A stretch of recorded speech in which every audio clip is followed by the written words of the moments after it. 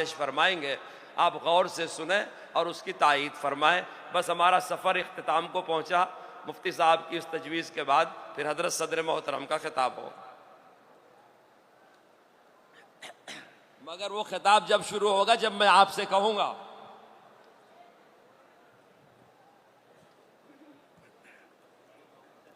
بسم اللہ الرحمن الرحیم۔ سب سے پہلے میں آپ حضرات سے گزارش کرنا چاہتا ہوں، یہ تجویز جو میں پیش کر رہا ہوں یہ مدارس اسلامیہ سے تعلق ہے۔ میں قائد ملت حضرت مولانا سید ارشد مدنی دامت برکاتہم کی جراتوں کو سلام کرنا چاہتا ہوں، اور آپ حضرات سے یہ تائید چاہتا ہوں کہ مدارس کے لیے جمعیت علماء ہند کی ہر آواز پر اہل مدارس اور علماء اس میں اعلان کریں کہ انشاءاللہ مدارس کے تعلق سے ہو یا کوئی بھی چیز ہو، ہم حضرت کے ساتھ قدم بقدم چلیں گے اور اپنی جانوں کا نذرانہ پیش کرنے کے لیے کسی طرح کا دریغ نہیں کریں گے۔ یہ تجویز ہے۔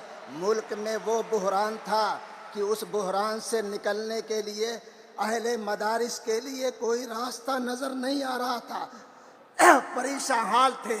تنے تنہا قائد ملت حضرت مولانا سید ارشد مدنی دامت برکاتہم اور جمعیت علماء ہند نے بغیر کسی کی شرکت سے الحمدللہ بزرگوں کے اخلاص سے پہلے بھی کامیابی ملی ہے، اللہ کی نصرت ملی ہے، کل بھی ملی ہے، آج بھی ملی ہے، اور انشاءاللہ ہمیشہ ملتی رہے گی۔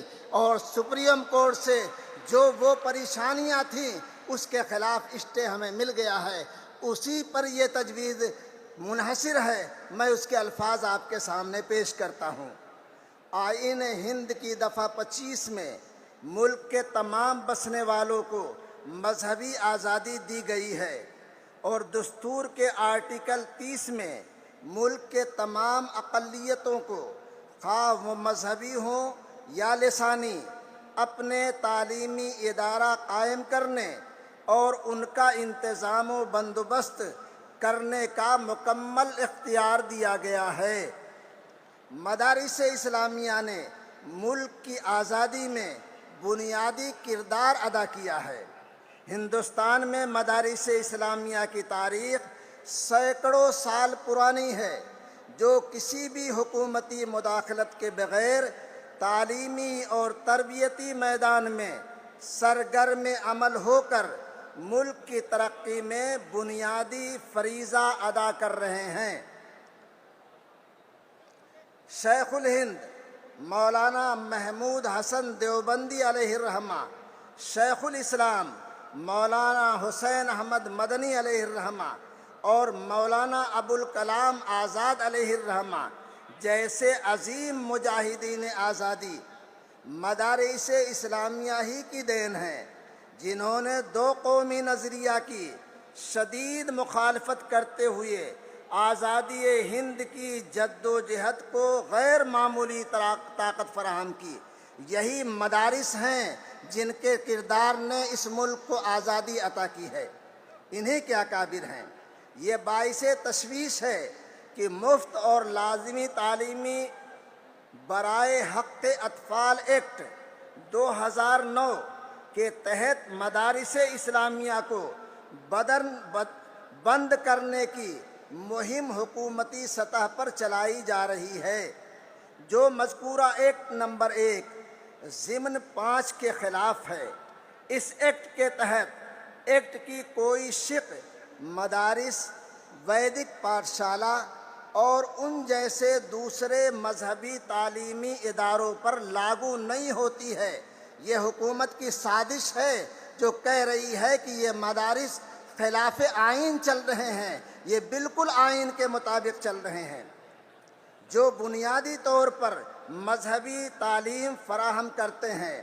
پرماتی ایجوکیشن اینڈ کلچرل بنام یونین آف انڈیا 2004 کے مقدمے میں سپریم کورٹ کی 5 بینچ کی ججوں کا متفقہ فیصلہ ہے۔ رائٹ ٹو ایجوکیشن ایکٹ 2009 اقلیتی اور تعلیمی اداروں پر نافذ نہیں کیا جا سکتا ہے۔ حکومت اس کو نافذ کرنے کی بے جا کوشش کر رہی ہے، جو مسترد ہے، ریجیکٹ ہے۔ قومی حقوق اطفال کمیشن، اس لیے حکومت کی طرف سے آئینی و قانونی طور پر مدارس کو بند کرنے یا انہیں مذہبی تعلیم فراہم کرنے سے روکنے کا کوئی جواز نہیں ہے۔ اسی لیے دفعہ 21A کے تحت حکومت مذہبی تعلیمی اداروں میں مداخلت نہیں کر سکتی ہے۔ قومی حقوق اطفال کمیشن NCPCR نے ملک کے تمام ریاستوں اور مرکز کے زیر انتظام صوبوں کو خط لکھ کر مدارس اسلامیہ کو بند کر کے وہاں زیر تعلیم طلباء کو اسکولوں میں داخل کرنے کی سفارش کی ہے۔ اس تکلیف دہ صورتحال میں جمعیت علماء ہند نے اس کے خلاف اپنے دلائل و تاریخی شواہد کے ساتھ سپریم کورٹ میں ریٹ پٹیشن داخل کی۔ الحمدللہ چیف جسٹس آف انڈیا کے ساتھ ساتھ 5 ججوں کی آئینی بینچ نے جمعیت علماء ہند کے موقف کی حمایت کرتے ہوئے مدارس اسلامیہ کے خلاف ہونے والی کارروائیوں پر روک لگا دی اور عبوری حکم صادر کرتے ہوئے کہا، مدارس اسلامیہ کو بند نہیں کیا جا سکتا ہے، مدارس اسلامیہ کو بند نہیں کیا جا سکتا ہے۔ یہ فیصلہ اسلام کے تحفظ اور مدارس اسلامیہ کی بقا کے لیے خوش آئند ہے۔ مقدمہ میں حتمی فیصلہ ابھی آنا باقی ہے، انشاءاللہ وہ فیصلہ بھی مدارس اسلامیہ کے حق میں ہوگا۔ جمعیت علماء ہند کا تحفظ آئین ہند کنونشن مرکزی اور ریاستی حکومتوں سے مطالبہ کرتا ہے مدارس اسلامیہ کے خلاف کسی طرح کی کارروائی سے گریز کریں، اور مدارس اسلامیہ سے اپیل کرتا ہے وہ قومی حقوق اطفال کمیشن کی گائیڈ لائن پر عمل کو یقینی بنائے اور حکومت کے مجوزہ ضابطوں کی تکمیل پر توجہ دے۔ یہ تجویز آپ کو منظور ہے؟ منظور ہے انشاءاللہ۔ ہمارے جمعیت کے خدام جن کے ہاتھوں میں جھنڈے ہیں مستعد ہو کر کے لہرا دے تشریف لانے والے ہیں خطاب فرمانے کے لیے صدر محترم حضرت مولانا سید ارشد مدی دامت برکاتہم۔